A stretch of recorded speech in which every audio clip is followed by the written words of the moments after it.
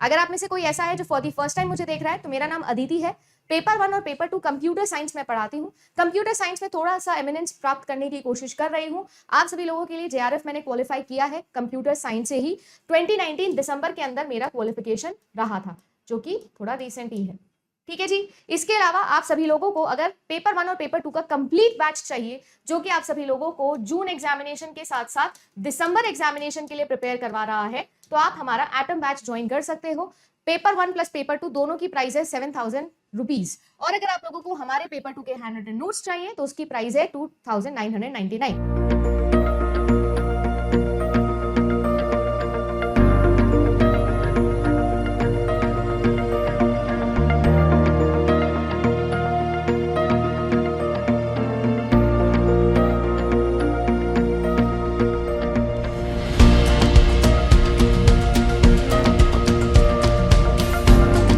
Direction sense का। अब direction sense से मेरा मतलब ये है, जैसे कि आप सभी लोगों को याद हो, बचपन में हम लोग जब स्पोर्ट्स चैनल्स देखते थे ना, तो हमारे पास में एक ESPN नाम का चैनल आता था, राइट? ESPN नाम का चैनल, बिल्कुल वैसे ही आपको याद रखना है। हम लोग लिखना कैसे शुरू करते हैं? इस तरीके से लिखते हैं, तो देखो ESP और N, ऐसे ही आपको याद रखना है। हर बार जब भी डायरेक्शन सेंस का क्वेश्चन हम लोग सॉल्व करेंगे, तो अपनी अपनी कॉपी के अंदर इस तरीके का फिगर हम लोगों को बना लेना है, जिसमें मैंने क्या किया है, स्पोर्ट्स चैनल का नाम लिखा है ESP और N। ठीक है ना? ई का मतलब तो आप सभी लोग जान ही गए होंगे कि ई का मतलब होता है ईस्ट, साउथ, राइट? पी को हिंदी में हम पश्चिम कहते हैं और अंग्रेजी के अंदर इसे हम लोग कहते हैं वेस्ट, और एन का मतलब होता है आप सभी लोगों के लिए नॉर्थ।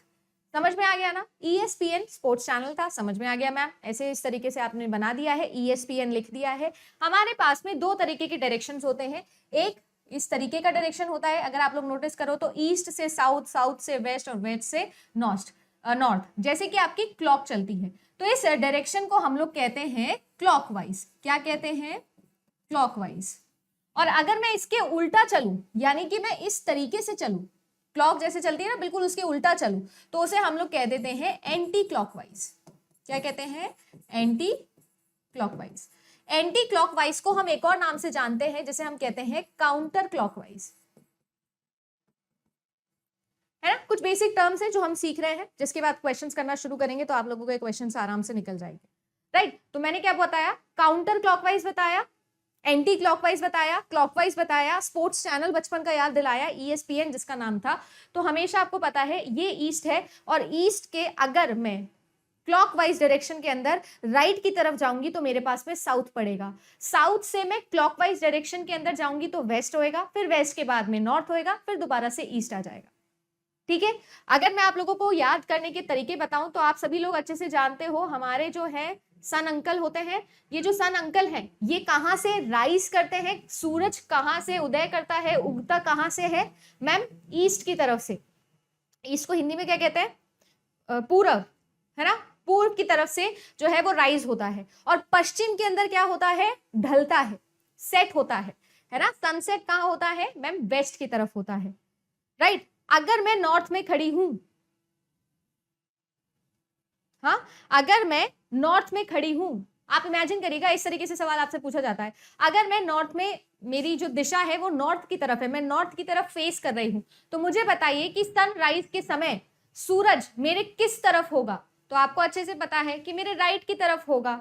या अगर मैं उल्टा पूछ लूं, मैं आपको बोल रही हूं कि सनराइज हो रहा है, सुबह का समय है और मैं जॉगिंग कर रही हूं, बताइए कि मैं किस तरफ देखकर जॉगिंग कर रही होंगी? अगर सूर्य मेरे राइट हैंड साइड पर है, तो सन राइट हैंड साइड पर अगर है, तो बताइए कि मैं जॉगिंग किस तरफ कर रही होंगी? जॉगिंग सुबह होती है, सनराइज सुबह के समय होता है। किसी किसी के घर के सामने अगर सनराइज रात के समय होता है तो मैं कुछ नहीं कर सकती हूँ। हमारे इंडिया में अर्थ पे तो यही चल रहा है कि सुबह सुबह ही होता है। तो मैं आपको पूछ रही हूँ, बताइए किस तरफ मैं देख रही हूँ? मैम आप जॉगिंग कर रहे हो, जो कि सुबह होता है, सूर्योदय हो रहा है, जो कि सुबह होता है, और आप बोल रहे हो कि राइट की तरफ सन पड़ रहा है, तो 100% आप नॉर्थ की तरफ देखकर क्या कर रहे होंगे? जॉगिंग कर रहे होंगे।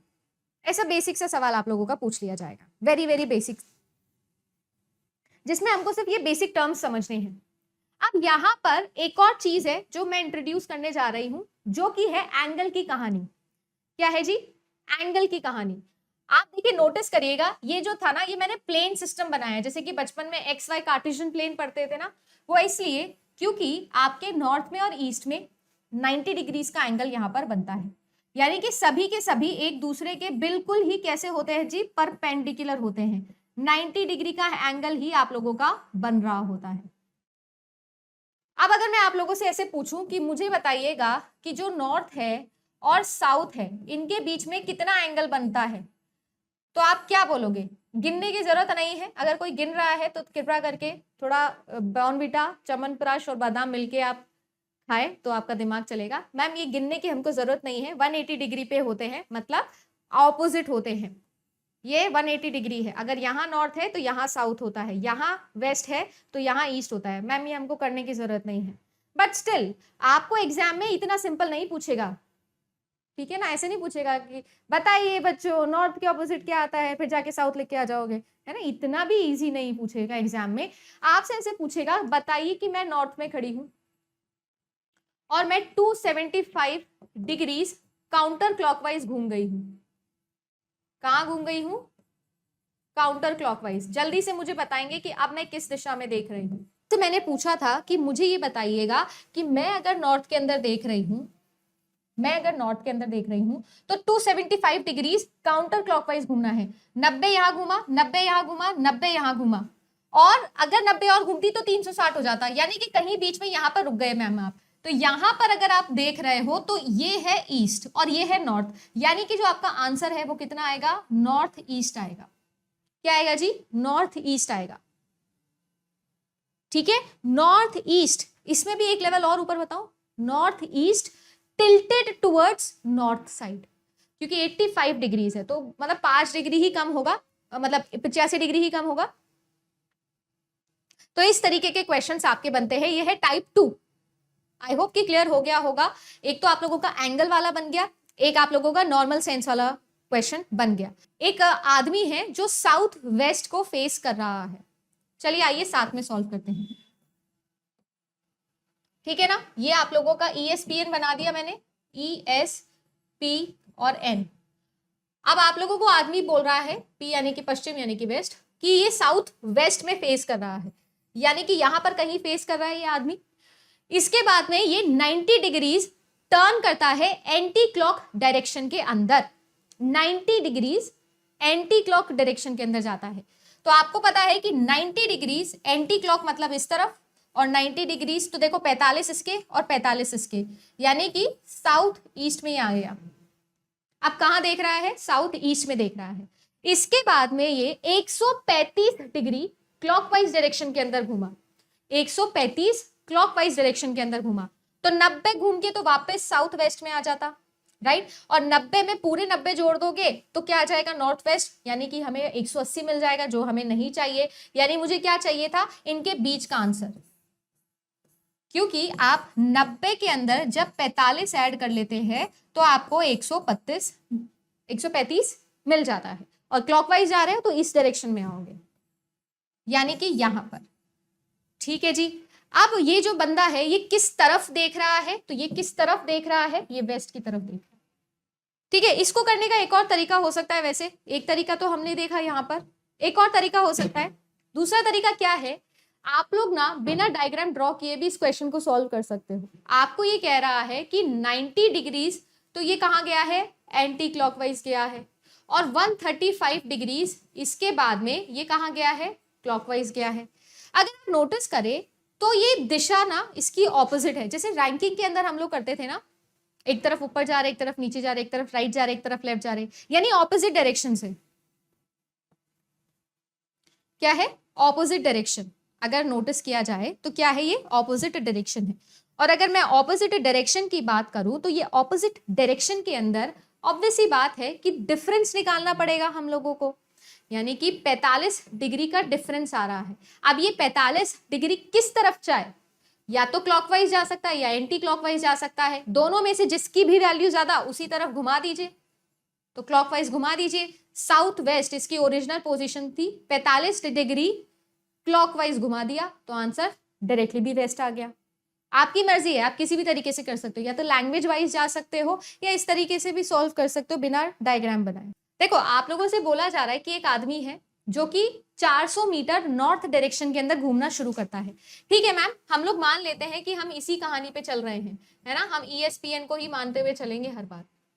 आपसे ये कह रहा है कि मान लीजिए कि ये इसका स्टार्टिंग पॉइंट था, यहां से 400 मीटर ये नॉर्थ की तरफ चला, नॉर्थ डायरेक्शन ऊपर की तरफ है, 400 मीटर चला।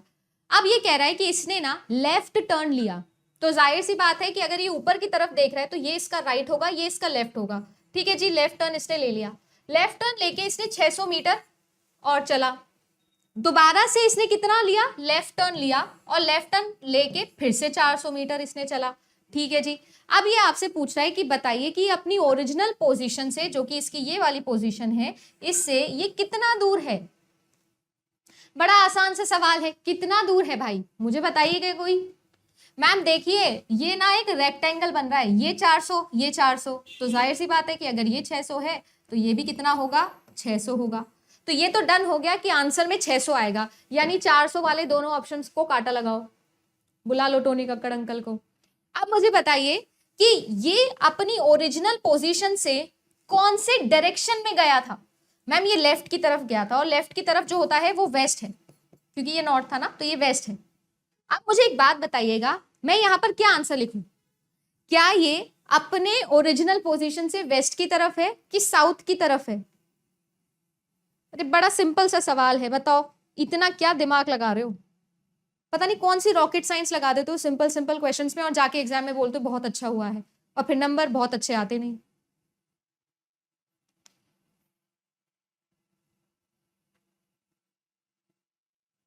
बताइए जी, इस तरीके का अगर क्वेश्चन आप लोगों के एग्जाम में आ जाता है तो मेरे हिसाब से आपको खड़े होके टेबल पे डांस करना चाहिए, जमीन पे भी नहीं। अगर इतना सिंपल क्वेश्चन आ गया तो डायरेक्शन का, खड़े होके टेबल पे डांस करना चाहिए, पूरे क्लास को डिस्टर्ब कर देना चाहिए। 600 और किस तरफ है मैम, वेस्ट की तरफ है। चलो देखो क्या कह रहा है कि एक आदमी था जो 3 किलोमीटर पर आवर की पोजीशन की स्पीड से चल रहा था। देखो यहां पर ना क्वेश्चन में एक लेवल ऊपर हम गए हैं, speed is equals to distance upon time का सिनेरियो यहां पर होता है। Speed is equals to distance upon time, ये कह रहा है 3 किलोमीटर इन 1 आवर, 1 घंटे के अंदर 3 किलोमीटर ये चलता है। ठीक है जी, आपसे ये पूछा जा रहा है कि एक लोकेशन थी ए, इस लोकेशन से ये क्या किया है, 3 kilometre from a location towards east. अच्छा जी, टुवर्ड्स ईस्ट गया है, यहां पर मान लीजिए इसकी ये लोकेशन है, ईस्ट इस तरफ, वेस्ट इस तरफ, ईस्ट, तो ये इस तरफ गया है मैम, और कहाँ गया है, 1 घंटे के लिए गया है। ठीक है, 1 घंटे गया है तो जाहिर सी बात है कि 3 किलोमीटर चल लिया होगा। ठीक है, चल दिया। आगे ये कह रहा है कि then turning to his left, अपने लेफ्ट पे मुड़ के, यहां पर मुड़ के ये 1.5 किलोमीटर पर आवर की स्पीड से चला। मतलब अब इसकी स्पीड हो गई कि पहले तो 1 घंटे में 3 किलोमीटर चलता था, पर अब 1 घंटे के अंदर 1.5 किलोमीटर चलता है। ठीक है, इसका ग्लूकॉन डी जो थे वो सन अंकल ने पूरा निचोड़ लिया है, अब ये थक गया है, 1.5 किलोमीटर ही चलता है। और कितनी देर के लिए चलता है, 6 घंटे के लिए। 1 घंटे में 1.5 किलोमीटर चलता है, तो 6 घंटे में कितना चलेगा, 1.5 इंटू 6 किलोमीटर चलेगा। कोई दिक्कत? अगर मैं आपसे ये पूछूं 1 घंटे में तुम 1.5 किलोमीटर चलते हो, 2 घंटे में तुम 3 किलोमीटर चले होंगे, तुम 4 घंटे के अंदर 6 किलोमीटर चले होंगे, तुम 6 घंटे के अंदर 8 किलोमीटर चले होंगे। सही बोल रही हूं क्या मैं, ये सॉरी 9? कोई दिक्कत आ रही है क्या इसके अंदर? देखो ना, 6 इंटू 5 करो, 0 3 9 9.0, 15 6 90 होता है ना। मतलब ये इस तरफ चल के 9 किलोमीटर चल लिया है मैम, और 9 किलोमीटर चल के ये बी पोजीशन पे पहुंच गया है ना, बी पोजीशन पे पहुंच गया है। अब आपको एग्जाम के अंदर पूछा जा रहा है कि इस ए के और इस बी के बीच में सबसे छोटा डिस्टेंस कौन सा है, ये बताइए।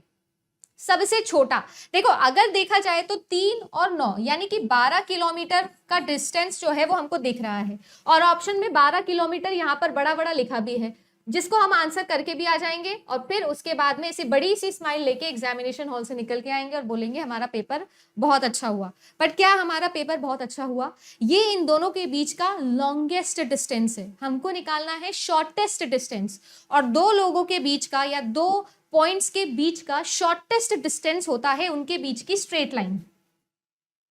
तो ये जो डिस्टेंस है ना, स्ट्रेट लाइन वाला डिस्टेंस, ये हम लोगों को यहाँ पर निकालना था। और ये हम कैसे निकालेंगे? बचपन में हमने एक थ्योरम पढ़ी थी जिसको हम पाइथागोरस थ्योरम बोलते हैं। तो पाइथागोरस थ्योरम यहाँ पर हम लोगों को लगानी होगी, जिसमें जो ये राइट एंगल डिग्री के सामने वाली जो साइड होती है इसको हम लोग हाइपोटेनियस बोलते हैं, इसको हम लोग बेस बोलते हैं और इसको हम लोग परपेंडिकुलर बोलते हैं। तो जो आपका हाइपोटेनियस का स्क्वायर होता है वो आपके बेस के स्क्वायर प्लस आपके परपेंडिकुलर के स्क्वायर के बराबर होता है। यानी कि यहाँ पर 3 का स्क्वायर प्लस आप सभी लोगों को 9 का स्क्वायर करना है और फिर उसका ले लेना है स्क्वायर रूट, क्योंकि ये स्क्वायर था ना तो यहाँ जाके स्क्वायर रूट हो जाएगा। यानी कि कितना हो जाएगा? 3 का स्क्वायर मतलब 9, 9 का स्क्वायर मतलब 81 और 9 + 81 हो जाएगा आपके पास में 90, यानी कि इसका स्क्वायर रूट। अब देखो 100 का स्क्वायर रूट आता है 10, तो 90 का 10 से तो कम ही आएगा,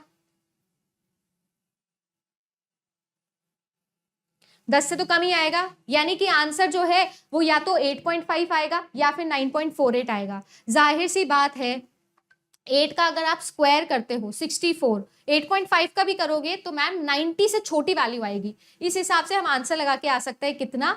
9.48। नहीं तो बचपन में हमने स्क्वायर रूट निकालने का भी एक तरीका सीखा था। मैं आपको कतई एडवाइस नहीं करूंगी कि जाके एग्जाम में स्क्वायर रूट निकाल के आओ, अप्रोक्सीमेशन से आप लोग आंसर निकाल के वहां पे टिक करके आ जाएंगे।